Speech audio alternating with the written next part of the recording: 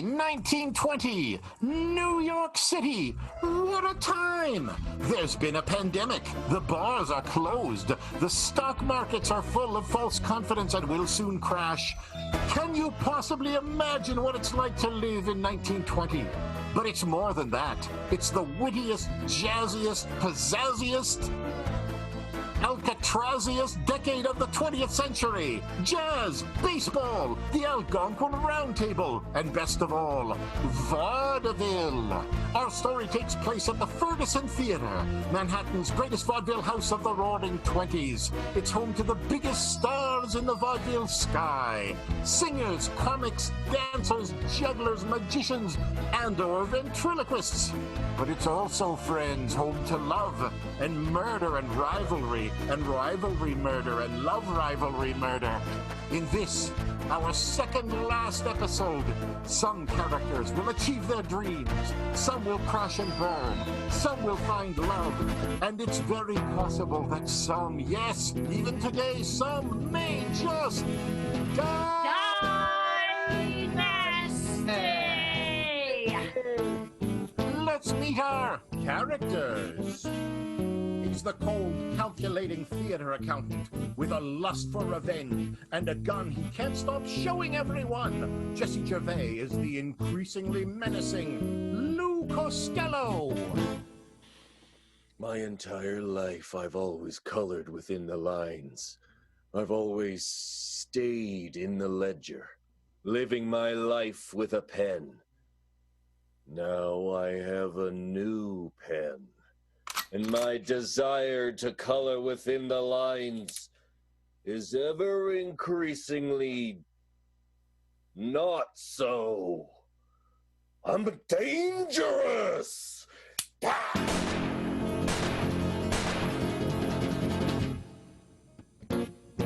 They say the pen is mightier than the sword, but never bring a pen to a gunfight. That should be a saying.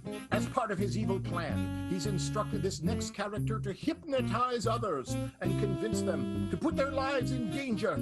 The bad news is who he's chosen. Jack Potts, played by Matt Alden. Hey everybody, I've had a crazy time. I ended up hypnotizing a few too many people, so I decided to take a whole week off. And I took the rest of my family's money and I put it all into the stock market. Every last cent, in particular stocks that I can't cash for 10 years. But in 1931, I'm going to be a millionaire if things work out. Sure they will. It will work out because he's currently a multi-millionaire. You know how you make $1 million in the stock market jackpots? You start with $10 million in 1920. Good job! Several characters are in love with her, and this could lead to murder. And we get it. She's the toast of Paris, the burlesque queen. Delia Barnett is Daisy Darling. I don't know how things got so complicated. All I wanted to do was to stand in a spotlight and be adored by hundreds of millions of people. How did it get so weird? Let's talk about one aspect of that weirdness. Also in love with Daisy Darling, her former partner, on stage and off. The former showgirl, determined to lead the Ferguson to new glory. But she's falling in love with you-know-whom. Stephanie Wolfe is Juniper Jones. Well, it seems like we're poised to get the Ferguson Theatre back on its feet. And nothing excites me more or ignites my heart with more passion. There could only be one thing that stands in that way, and that's if some old rivalries show up. But I'm sure that won't happen. I love the confidence. Speaking of falling in love, let's meet the movie star who only wants the simple things. Fame, fortune, not sharing anything with anyone, and to run away with her husband and also girlfriend. Belinda Cornish is the legendary Geraldine Farrar. Things have got very complicated here in New York around the Ferguson Theatre. a hateful child has been murdered. And I think that it is probably time for myself and my incredibly successful and handsome husband, Lou Taligan, to depart for the sunny shores of California. I recently told him that I would like stage manager Bobby Smarts to join us, which I think is a reasonable request, but Lou seems to be reacting rather strangely, perhaps because he realizes that I want Bobby to come along for more than to just polish my jewelry box.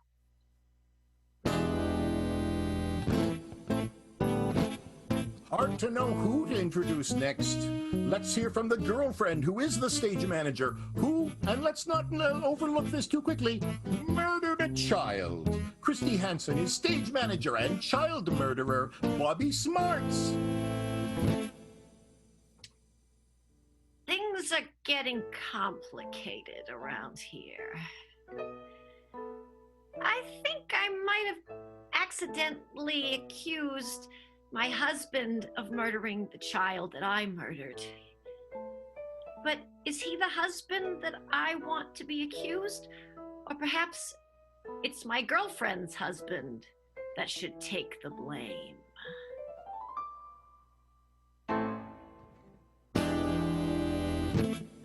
Oh boy, he even looked angry that he didn't get to talk next. Geraldine Farrar's husband. It turns out he's also the jealous murdering type. Movie star and director Mark Meir is Lou Taligan. I am, of course, Lou Taligan, idol of millions, star of the silver screen. And yet, there is another side to me, one that I like to keep away from the media and the spotlight. That side is a murderer. Yes, I have killed. I killed I.P. Knightley, the famous writer, when I found out he was having an affair with my wife. And now I have found out that the stage manager of the Ferguson, Bobby Smarts, is also having an affair. It seems my course of action is clear.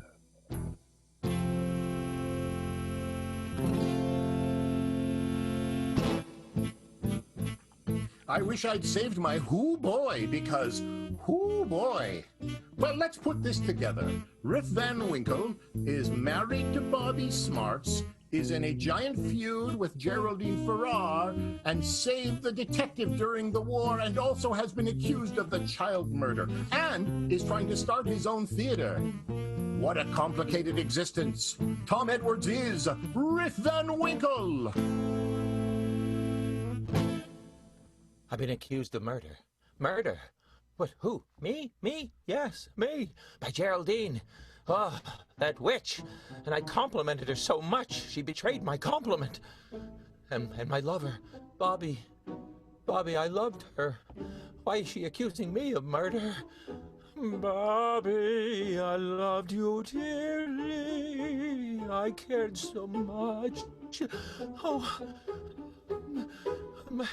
my very life depends on my wit. I just wonder, do I have enough wit?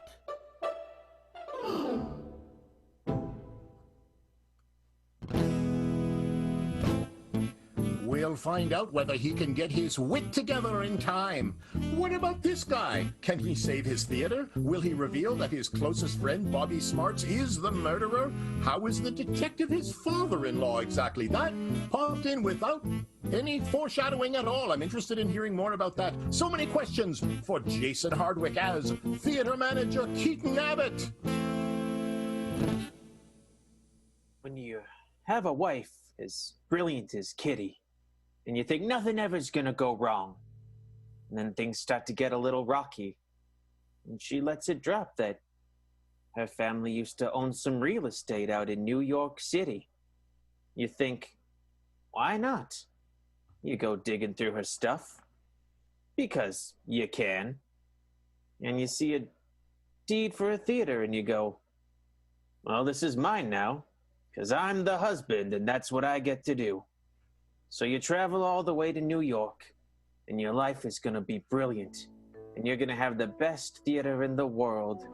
and then everything falls down around you and a child gets murdered.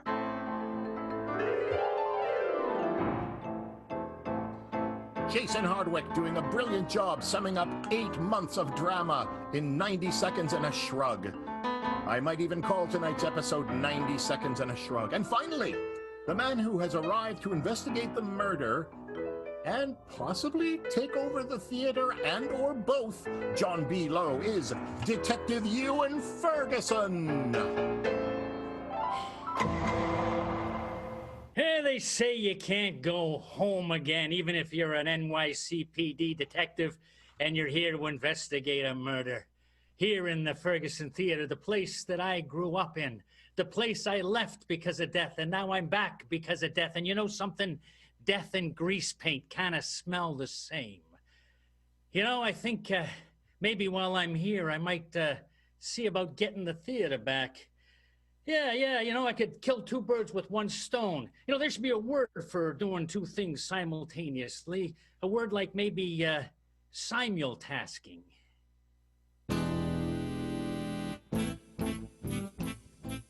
I'm going to be honest. I was going to name this week's episode after the last thing Riff Van Winkle said last week, which was "Don't be afraid of what you might find." But it's now going to change. The new title, Death and Grease Paint Kind of Smell the Same. That's right. Today's episode, Death and Grease Paint Kind of Smell the Same. We begin with Lou Costello. Last week, if you were watching, he ran away from Daisy Darling with a gun, yelling. What's he been doing? Where did he go? We're about to find out.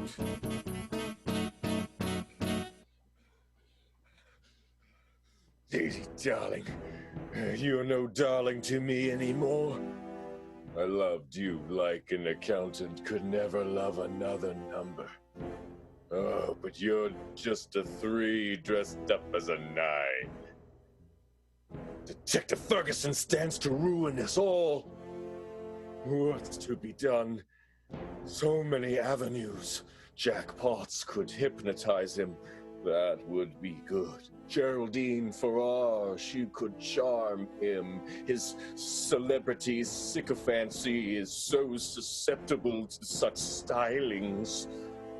Or I could turn to the kid killer, Bobby Smarts. Would he, she, would they be interested in such detective side? I flee!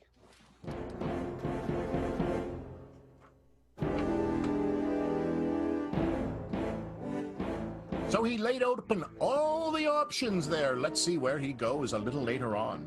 In the women's dressing room, because there are still shows going on, Daisy Darling and Geraldine Farrar are both doing their pre-show rituals, whether it's stretching or some sort of superstitious chanting, whatever they do. But they're both distracted because they're both in the middle of very intense love triangles.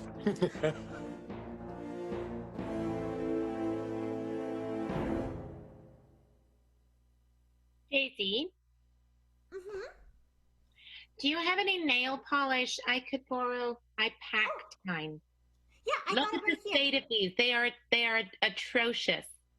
They are just a horror show. I'm serious. This nail polish is so cheap. I put it on like 2 days ago, and look, it's just. Oh, thank you so much. I wish I had. It turned into lip balm. Great. Man, the girls' change room is so magical sometimes. Geraldine, what's wrong? Daisy, you have to help me. You have to help me. You have to help me right now. I can't do this. I can't do the show tonight. I have to go. I have to leave. I have to get away. Where are you going? Oh, I don't know. I'm gonna get on a train, then a plane, then an automobile, then maybe whatever else I need to get on to get back west. I've got to get out of here, Daisy. I'm in trouble. Geraldine, get a hold of yourself. Oh, Daisy, quick, slap me. What is happening? Take a deep. Take a deep.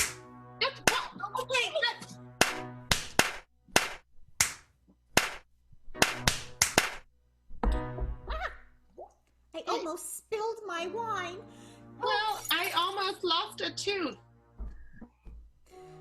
But thank you, Daisy. I feel calmer now. Good. Okay, so, Geraldine, possibly maybe talking about it can help. What is the biggest problem you think you have right at this moment? The biggest problem? Mm-hmm. Well, well, take your pick. The woman that I love murdered a hateful child, or that my husband has figured out I'm having an affair with her and is going to murder her. Pick one, Daisy. You pick one. You tell me which is the more troubling, the more immediate, the more pressing problem to deal with. What should I do? What should I do? Oh boy. I didn't expect you to be in such a big pickle. Well, what does your heart tell you, Geraldine? My what? Your heart.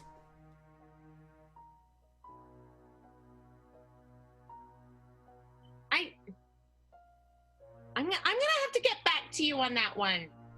Have you thought about thinking positively?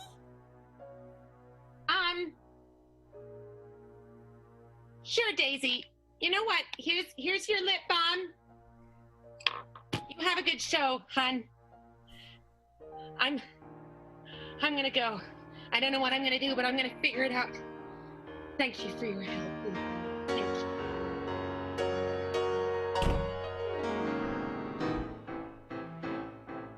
So here's an awkward moment. Lou Tellegen recently learned that his selfsame wife wants to move away with him and her girlfriend. He's in the bar, and by the bar I mean in the alley, drinking prohibity hooch.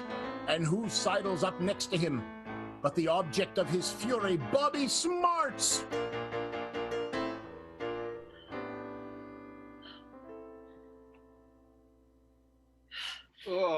Oh, God, this bathtub gin. I think it was toilet gin. Oh, I'm sorry. Hello, Bobby. Hey, Lou. Hey. Nice of you to join me here in this fetid, disgusting alley. Yeah, I thought I'd be alone, but, obviously I'm not the only disgusting, fetid thing out here. Geraldine tells me that you are going to be coming to California with us, yes? Yeah. With you, too. Yes, quite an arrangement we will have. Yeah. Quite an arrangement. Bobby, I must be candid with you.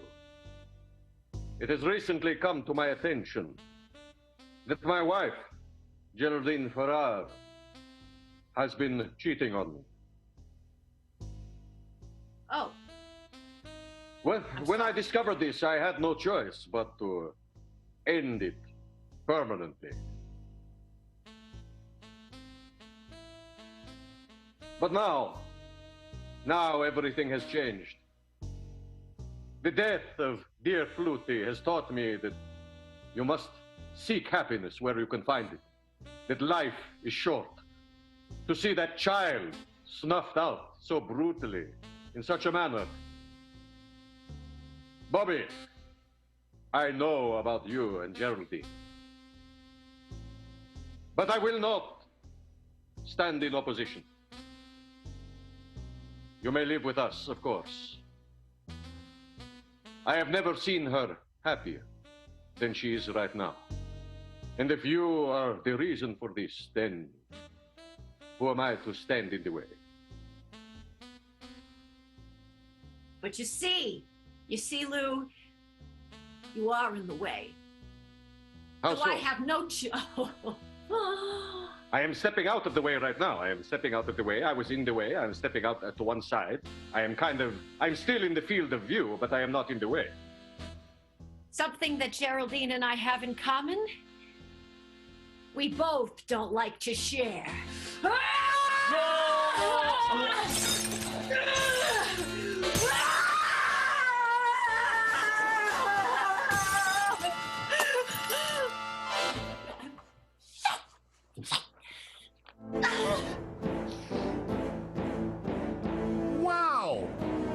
wonder how Lou Tellegen is doing. We'll find out in just a couple of scenes from now.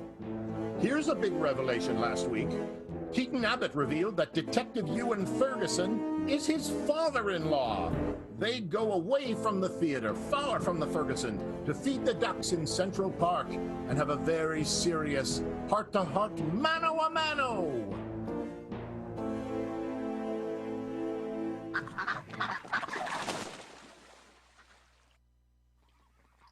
These ducks.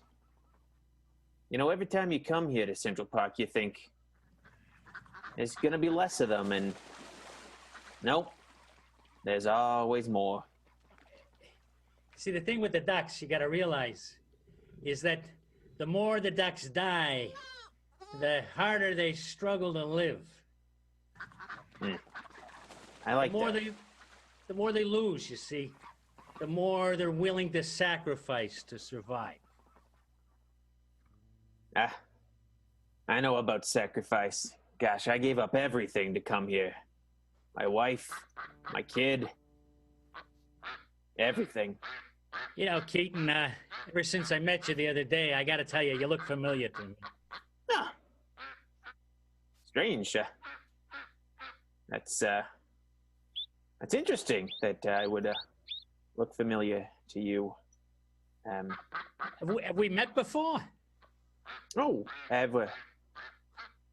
yeah, we haven't exactly met, but you've seen me before. When? It was July. It was a hot day. I was out for a drive with my wife, and we pulled up to this beautiful house. We got out, and she said, "Keaton, do you know who lives there?" And I said, "I don't know who lives there."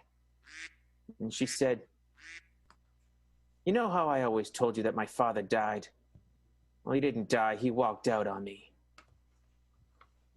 And then you opened the door to get the paper. And I looked at you and I said, what a horrible man." And I find it a little bit comical that this horrible man that left my most perfect wife is now the person that I need the most to help figure out who killed his grandchild. Kitty's dead? No, Clutie's dead. Your grandchild. Clutie? Clutie was your grandchild. Sorry, Kitty, you're gonna have to explain this to me. Clutie? Go ahead. I'm listening. Kitty might be dead. We have not spoken in this entire season, except for maybe 3 phone calls. I don't know what's up with her. But Clutie was my child. Clutie was your grandchild. I'm a grandfather? You were. Oh, jeez. Talk about crappy timing. So now that you're here, you gotta solve this mystery. No, Keaton. The mystery's already solved. I know who killed my granddaughter. And I'm looking at him.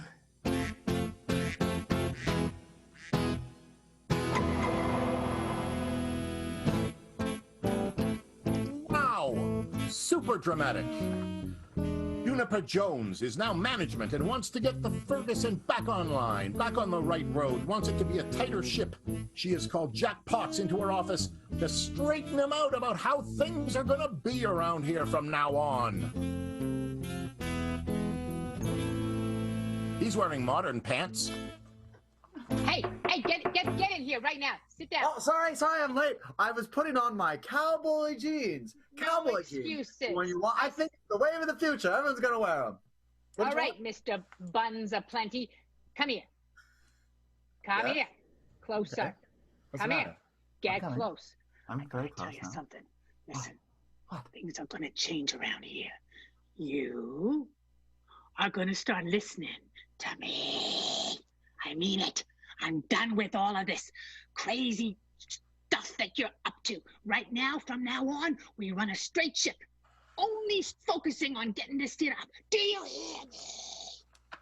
Sure, I understand. I could use a little clarity and focus. I just don't know exactly what I've been doing wrong or right. In fact, I couldn't tell you exactly what I've been doing, except investing in the stock market. All right. Well, I think you ought to consider investing in this theater. Take that money out of the stock market and give it to us. Give us a chance. Now, you know you're a talented guy. You know you got a lot to offer. You just got to stick to one thing for a change. Please, I'm warning you. You start going to everybody in this company and trying to do 25 things and selling each other under the carpet, if that's a thing. You are out of here. Do you hear me? Well, I've been trying to do only one thing. I've been trying to hypnotize people. Let me tell you how it works. Just look into this. Take a quick look. Get close. Get really close. You know what? I'm hypno-immune. Oh. I took the pill. Oh, you're one of those people. That's a sign of low intelligence. I am also hypno-immune. Well, there you go. At least we agree on something. Well, what do you want me to do then? I honestly just want a place here. And you're wrong about the talent. I have no talent. My only talent is just being in the way. And I want to be in the way with purpose. Okay. Well, you leave me no choice then. You're fired. Thank you. I will be getting my revenge shortly. You will never see it coming. I will get revenge on you, this theater, and every other person I deem a main character. Goodbye, ma'am. Good luck. The door's not closing. That scene brought to you by Cowboy Pants. Cowboy Pants, comfortable for revenge. Rip Van Winkle is walking on the street outside the theater. And talk about an awkward crossing of paths. Rip Van Winkle encounters Geraldine Farrar, who has just come sprinting out of the dressing room she shares with Daisy Darling. They are rivals in so many ways. This will be heated.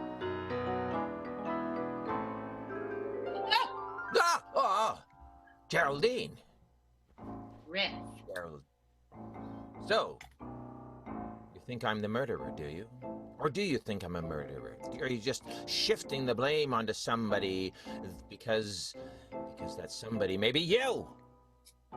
Why do you ask questions you already know the answer to, Riff? Yeah, I know the answer. I'm going to give you a piece of advice, Riff. And it's a piece of advice you'd be good to take to heart. Okay, shoot me your advice. I'll maybe shoot something back. Are you threatening me? No, not me. Go ahead, shoot ahead. Shoot me. You want to get out of my way, Riff Van Winkle. You may just think that I'm an incredibly popular and successful and wealthy actress and opera singer. But I'm more. I'm so much more. I'm dangerous, Riff Van Winkle, and if you get in my way, I will make your life a living hell. You understand me? Yeah. Yeah, I understand you. Also, could I borrow some money? What? Could I borrow some money? Oh, sure. What do you need? I don't know, like $200? Have you got 200 bucks? You realize how much that is in these times? That's like $5,000. Actually, could I borrow $5,000? Five? Okay, that's it. You and me are enemies. And I'll do everything I can to take you down, Geraldine. By the way, you want to come with a ride in my plane up high? Oh, that sounds really fun. Yes. Oh, it is. It's fantastic and nice and airy and all that buzzing, and you just feel like a bird in the air. Great. Sure. You're sold. Let's just go, and then we can discuss our ending. Excellent. Just a little fact check here. $200 in today's dollars is $200 because it's today. Where did Lou Costello go? Finds Lou Tellegen lying on the ground in the alley in a scene I call Too good to lose.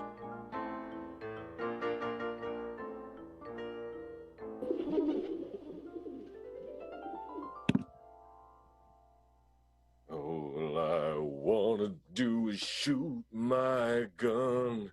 Walking down the alley, wanna shoot someone. Hey, you! Oh! Shooting cans in the alley.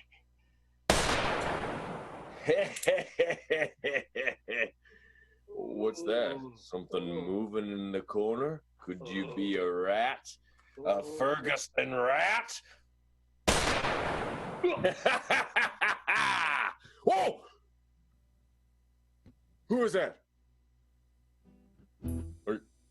Is there someone there? Is there some... You...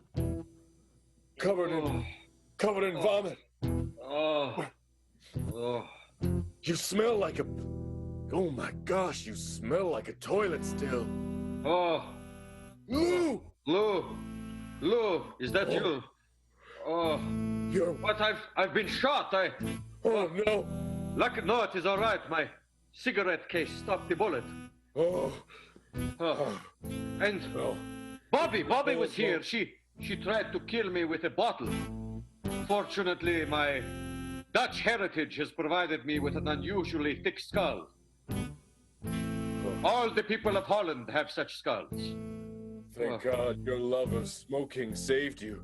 It'll keep you alive until you die. Lou, Bobby has gone mad. She's the one. It must have been her. It was her. She killed Pluty. She killed Pluty. She tried to kill me. She tried to kill you? Yes, and also you tried to kill me as well. That was an accident. I will put that aside. Entirely an accident. Oh. What are we gonna do about this Bobby Smarts? She's running wild. It is true, but she is also Geraldine's only hope for happiness. I am conflicted and I do not know what to do. Lou, if we could take advantage of her wild rage, we could set it forth on Detective Ferguson. Detective Ferguson, but why are we trying to stop him? He's trying to solve the murder of Pluty. And he seems to have no concern for the murder I committed, so I have no problem with him. If we uncover the murder of Pluty, we uncover much more. He will take over the theater. His name is no coincidence, Ferguson. Have you not thought of the connection? The connection that he has, what he stands to gain by rooting us out? He has the same name as the theater. Does that mean he is related to the theater somehow? Is the theater his father? I'm sorry, I have been hit in the head recently. My thinking is not so clear. Perhaps I should let you draw things out. I won't jump to conclusions. Tell me, what are you getting at? He stands to gain the entire theater if he roots out the evil that is behind this murder. If we could set forth Bobby Smarts and her jealous, crazy psychopathic rage, we could somehow get a foothold into the real estate that has kept us alive. What do you say? Are you willing to sacrifice your wife's happiness for the state of the happiness of us all? I am completely willing to sacrifice my wife's happiness.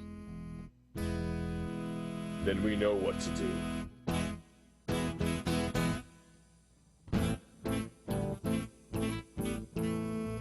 I think let's march ahead with that.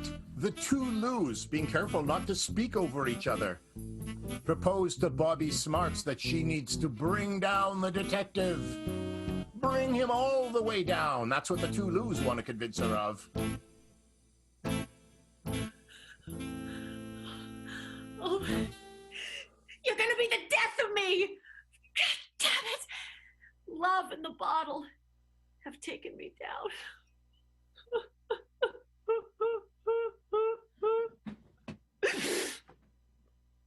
Bobby, we know you're in there. I'm sorry, no. Bobby is not here right now. Lou, kick the door down. I kick the door down. Kick it down. It is... Oh, gee. Oh, it was made of glass. Bobby. Hey, You know Yes, we're Bobby, here. it is I, your erstwhile murder victim, who was not a victim at all because I was not murdered. all right. And it is I, a respectful talker, and I respect your space, and I speak only when I think the space is open for me to speak, and I hand it to you.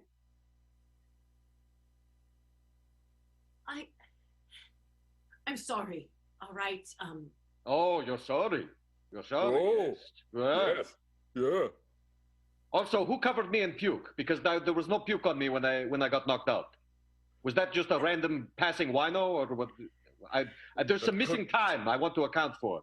That No, could have been a drive-by puker. Could be. It was me. I vomited on you after I beat you senseless. Aha! Because you were in a drunken rage. That is why. And Bobby, your drunken rage is the reason why we are here. We know what you've done to that horrible child who deserved to die. Flutie Scamp Zinken was one of the more annoying people that we've seen in boxes. What? Has she also killed Pluty Scamp Zingen? Yes, indeed, she Two has. murders! Oh, God. And Bobby, we have you by the short and curlies. We could put you away. We could send you straight to the pogo. I just want to, look, I would like to object to that imagery, all right? You put that image right in my head. The short and Bobby, curly. we have you right by the pubis. All right, fair Is enough. that better? Yeah, it's more scientific, so yes. We know what you've done. And now you must do something for us if you want to stay, innocent. We want you to take care of a problem for us in the name of Detective Ferguson. We're not going to leave the details up to us. We're going to leave the details up to you, how you want to do it. And that's all we're going to say. You know what to do. Yes, I know what to do. You've got me by the merkin. And this is my weapon of choice. Leave it to me, but if I do this, you're both gonna have my back, right? Right? We're gonna have your back like warts on a rat, like ants on a log, like crabs on my Crabs on a merkin. Crabs on a merkin. Crabs on a merkin. That's us. We are the crabs on the merkin together. Let's save this theater. I'm gonna go get that asshole. Anyone else disappointed we didn't hear a song called Crabs on a Merkin, or is it just me? Is it just me? It's probably just me. It's mostly me. Detective Ewan Ferguson, sensing there's trouble, seeks out an old friend, Juniper Jones. Turns out they have a bit of a history, ...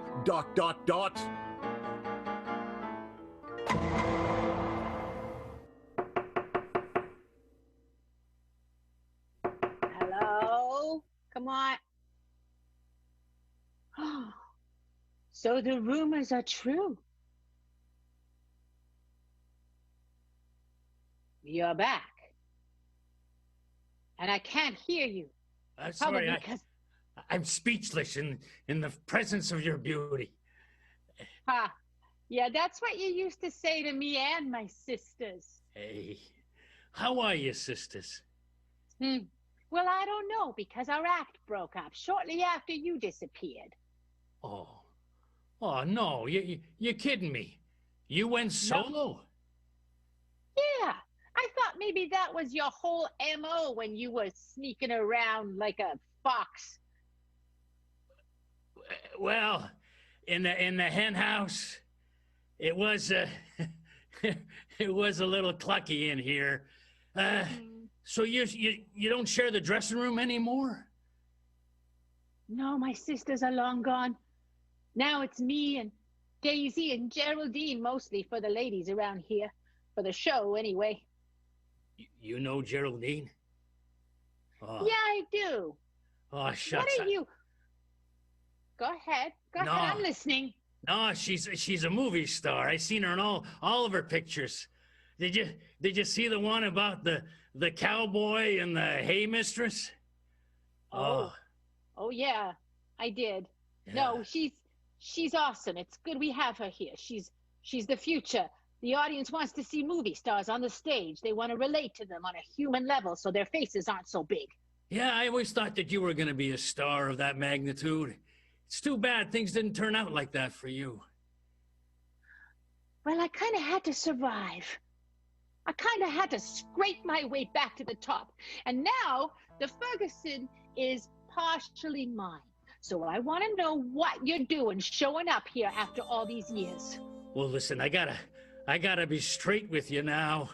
I just came here to investigate a murder, just a murder of some, innocent kid, but it's New York, so that happens every day, and it meant nothing to me until I found out where it was, and here I am back in the Ferguson Theatre, and, well, things are just starting to happen to me. Blood is rushing in my ears and all through my body and in strange places. And, well, I suddenly feel like I felt when I was a kid, growing up here, working on the side for my mom, Pretty Polly and her puppets. Huh. Have you spoken to Keaton yet? Keaton? Yeah, I was just feeding the ducks with Keaton. You don't have to worry about Keaton anymore. Oh, really? Yeah, why? What happened? I took him downtown. He's locked up. Oh. Yeah, he's been charged with the murder of Pluty. And the disappearance of my daughter, Kitty. And now that he's out of the way, I need some help in figuring out how to get control of this place. Maybe you came to the right person. Maybe we could strike up a deal. Yeah, a deal. What are you thinking? Well, we've always looked good together. Well, you did all the good looking. I just did the looking. Come here. Okay. Let me close this door.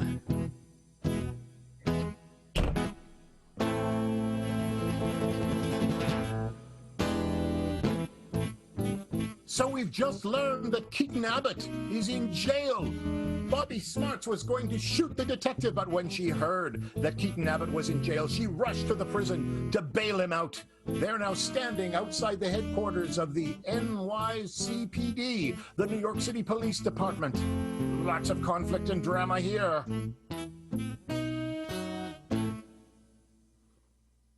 I can't believe it. Yeah, it's true. That's it. I killed Pluty, and that's what we're gonna stick with. No, what if there must be a way out of this, Hey, Bobby, look, you got so much to live for. You're so smart. You're so wonderful. Gosh. I thought parades, what? How can there be a parade right now? Look, just because they think the bars are shut down, they're taken to the streets. But no, go home, everyone. Go home. But look, you've done so much for me that I gotta clear your name. You're the only thing that matters to me right now.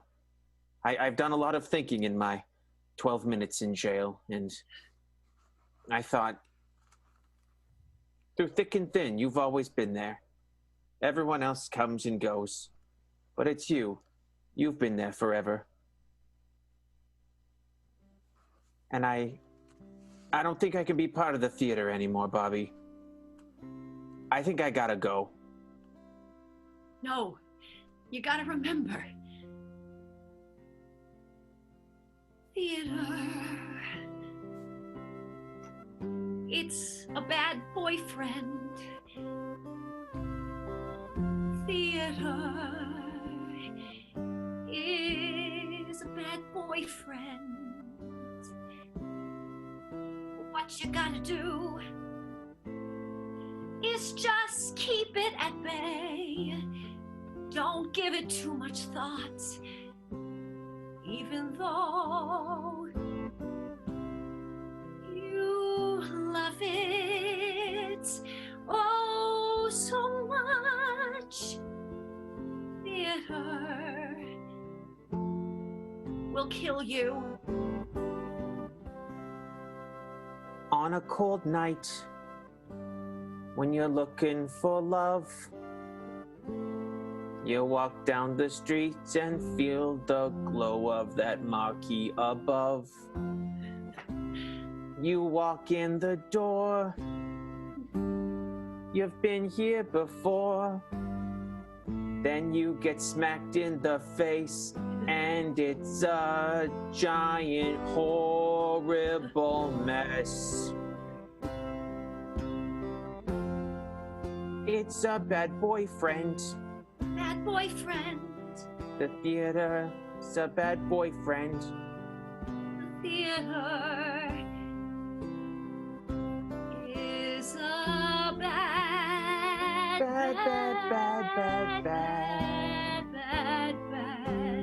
But you love it.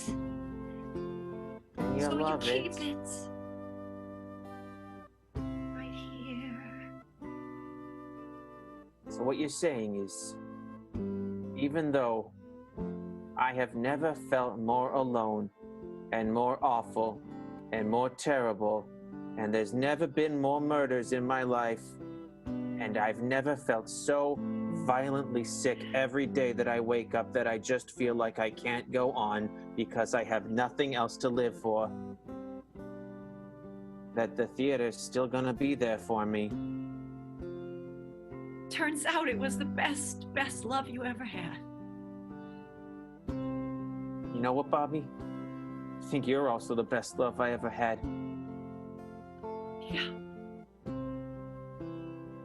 Ditto, bud. Come here. I just love you. I love you. So I love you. much. I love you. Let's get this theater back. Let's do it. It's ours. It's ours, damn it. It's ours. Wonderful singing and some slightly intense autobiographical detail from Mr. Jason Hardwick.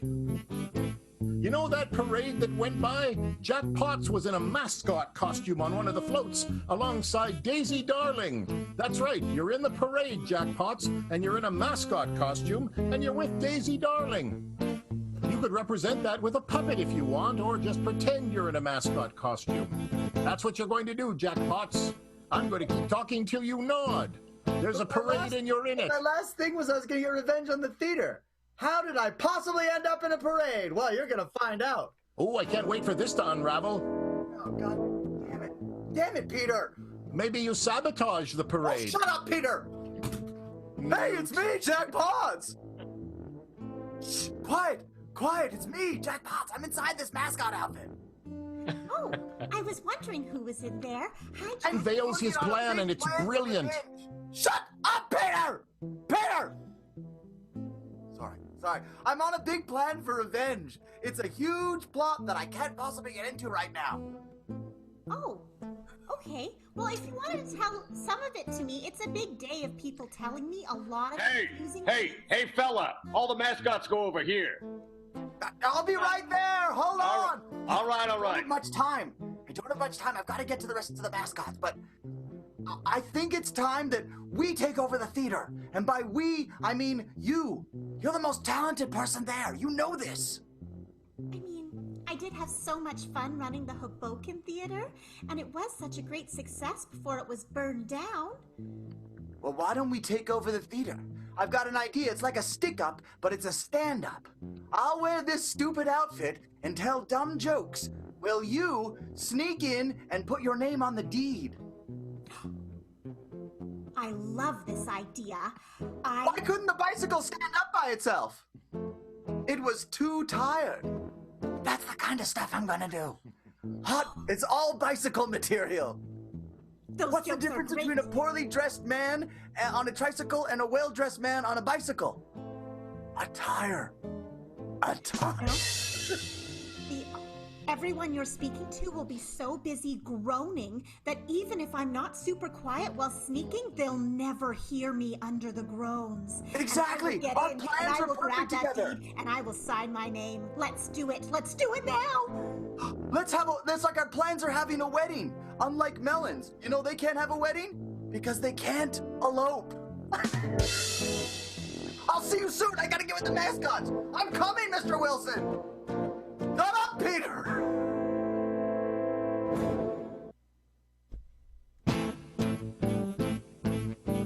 I feel a fair bit of guilt and shame for him taking us to that place, but Matt Alden squirmed out of it beautifully, and also he killed with those jokes in that he robbed us of the will to live. We take you now to the airfield, where Geraldine Farrar and Riff Van Winkle are about to climb into a rickety little plane. Will they fly? Will they both survive? Let's find out. I'm going to shut up now. My Well, goodness, this is a rickety little plane. yes, but it flies so well. It makes nice buzzy sounds, and you feel like a bird when you're up there. Believe me, trust this plane. Just trust it. I do. I don't trust you as far as I could throw you, but I trust this plane. I doubt you could throw me very far, Gloria. My name is Geraldine. Okay, started with a G. Geraldine. You dismissive asshole. Well, you've been kind of nasty to me, too. Let's discuss this. I didn't forget your name, did I? That's No. about the lowest form of reductive address. No, it just means I have a bad memory. And sometimes I can't read the screen that well. Look, you're a brilliant actress. You've got a future. You've got a big future ahead of you. Why do you need to include murder in that? Why do you need to leave a trail of victims? I don't need to leave a trail of victims, Riff. It's only when people like you get in my way that victimization becomes necessary. And what kind of person am I? In my way. I don't know. Do you want me to go into your personality type? Look, I know you're having an affair with Bobby. About you, and I don't care. I know you're having an affair with Bobby. Mm-hmm. And I don't care. What? You don't care? I don't care. I sang a song to her a while ago about having a piece of her. As long as I got a piece of her, I was okay. Is there anything wrong with me being her husband and you being her lover? Is there something wrong with that? What piece of her did you take, Riff? Well, it's a tiny piece. As long as I get a piece. Not the whole body, but a piece of time. That's what I mean is a piece of time. Time with her. I think I told you, Riff. I don't like to share. I don't even want to share a tiny piece of her time. I don't want to share anything. Riff, let's just... What are you doing with the plane? Why are you... Why are you... flying the plane. Why I'm driving it around. I just fine. What is... I'm chasing you, Geraldine. Upside down. Chasing you down with the propeller. See if you can outrun my plane.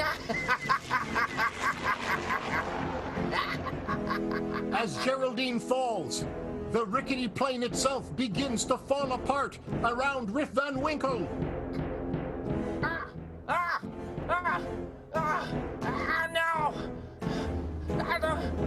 My wings are gone. Oh, there goes a wheel. Oh no, I'm going around in circles.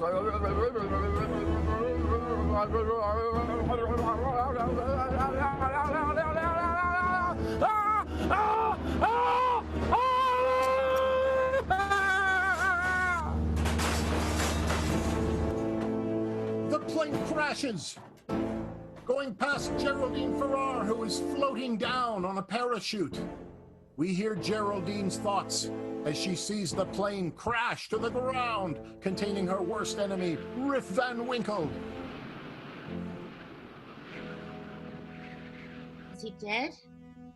Is he gonna die? God, it's really lucky I put on this parachute. What a twat that he didn't. I hope he dies. I hope he explodes into 1,000 pieces, like a little porcelain doll. Why don't I feel bad about that? Why don't I feel any regret at the thought of somebody's death? Why do I not even feel any real joy? I don't feel anything. I don't feel anything. I don't feel anything.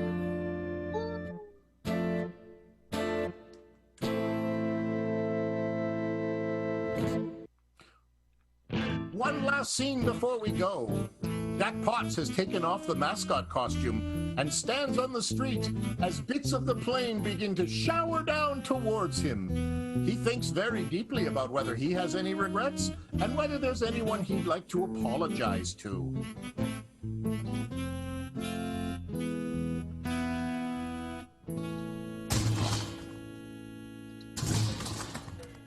He does it non-silently. Well, better speak now. It looks like that plane's coming straight towards me. Times like this that maybe I shouldn't have yelled at God to shut up. When I say God, I call him Peter. It's a confusion I had with the Bible when I was young. You don't need to know the details. But I tell God to shut up often. You know, when God closes a door, he opens a window. And I tell him to close that window because who's heating the house, God? Anyways, as this plane is crashing towards me in slow motion, and I have these last thoughts, I want to say to everybody that, well, sometimes stuff happens. I mean, it's like how many apples grow on a tree? The answer is all of them. Every apple grows on a tree.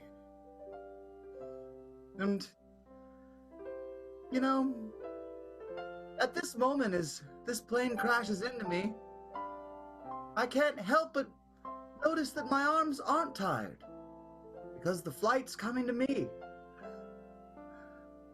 Ah. Rip Van Winkle joins in this scene, and we hear his final thoughts, which may or may not turn into a duet with Jack Potts.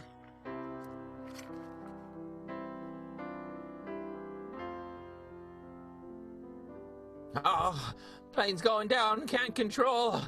Oh dear, who is that down there? Some guy in a funny outfit. A parade? Was it a parade? I missed the parade. Hey, that looks like Rip Van Winkle. You won't miss the parade today. The parade happens today. You are the parade, hooray! I'm buzzing the parade, the lovely parade, so colorful. And soon the plane will make this parade the best of parades. And we'll parade up to heaven today's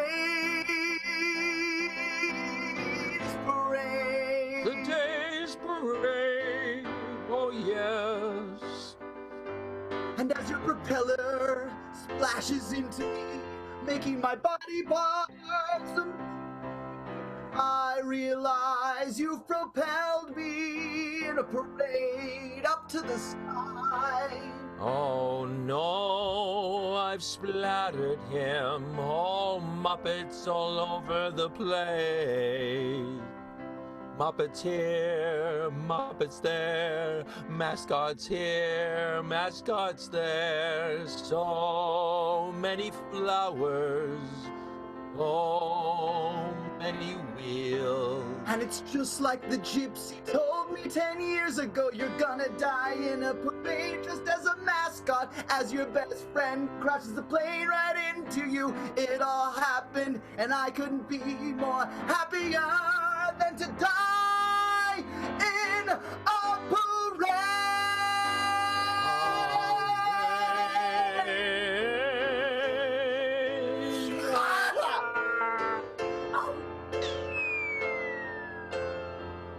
Did you hear about the guy who invented lifesavers? They say he made a mint.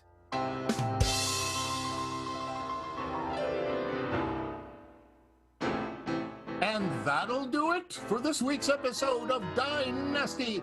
Let's hear it for the cast of DieNasty, ladies and gentlemen. We have one more episode left and so many questions to answer. Is that it for Riff? Is that it for Jack? What about Lou Costello's plot to take over the theater? What will the detective do? Is Keaton Abbott going to confess? Will Bobby Smarts protect Keaton or run away with Geraldine? What about Lou and his revenge? Joy and her plans. And Daisy, will her dreams finally come true? And will Brad Five Arms Fisher hit the Law and Order dunk dunk one more time before this episode? Yes, he will. Yes, he will. Many thanks to our producer Nicole Snow, to our great photographer Jana Hove, to our scribe Jim Say, in the booth, 3 ± 2 arms Veronica, and our director, compiler, and musical creator, Paul Morgan Donald. Yes, is the amazing. We have one more episode left. How many more episodes? 1. Be here for it, or you will be so sad. Bye.